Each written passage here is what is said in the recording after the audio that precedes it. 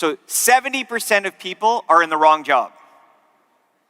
Okay? And I see a bunch of people going, Let me repeat that. 70% of people are in the wrong job. Okay? That's 175 million people in Europe alone. Just Europe. And the cost of that, the impact, the negative impact of that is over $2.5 trillion in lost efficiency annually. And we're only talking about Europe. So this is an epidemic, a huge problem, probably the biggest problem we're facing, and we're kind of like, yeah, okay, what's the problem? What are we going to do about it? So the question becomes, why? Why is this happening? Why do we have such a huge problem? Well, the reality is, there's a lot of little things, but there's two big things that keep causing this problem. The first one is, as we make decisions around people, we're almost always basing those decisions on what people have done. Okay? We think about people based on what they've done. I know I'm saying stuff, it's like, well, hold on, but why wouldn't you? Why wouldn't I be able to give my opinion? Because, how do I say this nicely? Your opinion doesn't matter. Okay? Your opinion doesn't matter. Here's what's happening every day. These people show up to your office every day, okay? And they outperform everybody else who's doing the same job. Yes or no? Yeah? They're your top performers.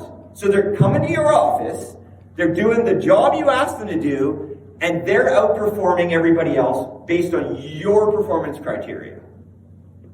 So the only thing you don't know, you know who's doing it, you know what they're doing, you know the difference between what they're doing and everybody else is doing.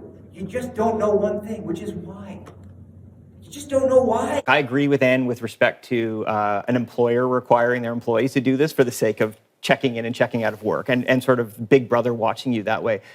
But there's a whole other positive side. I think we're entering sort of a golden era of information and how we can access information, and we have to be careful about that. But if you take the same premise around a chip in your body, imagine a chip being placed in your body to monitor your health and to be able to diagnose or know things are coming before you do, before any doctor would see it. I mean, the advantages and benefits are massive. So it's not that it's bad, inherently bad, it's how it gets used that's critical here. And information is really the future in all of this, right? Information is the future, absolutely. So no one's opinion, no other way to look at it. It's factual, objective data. And then once you know why people are outperforming, you now have a model or a benchmark for success. And you can use that information for things like, career pathing and internal mobility and hiring and all the key decisions you have to make throughout the life cycle around a person. And now you're getting it right way more often.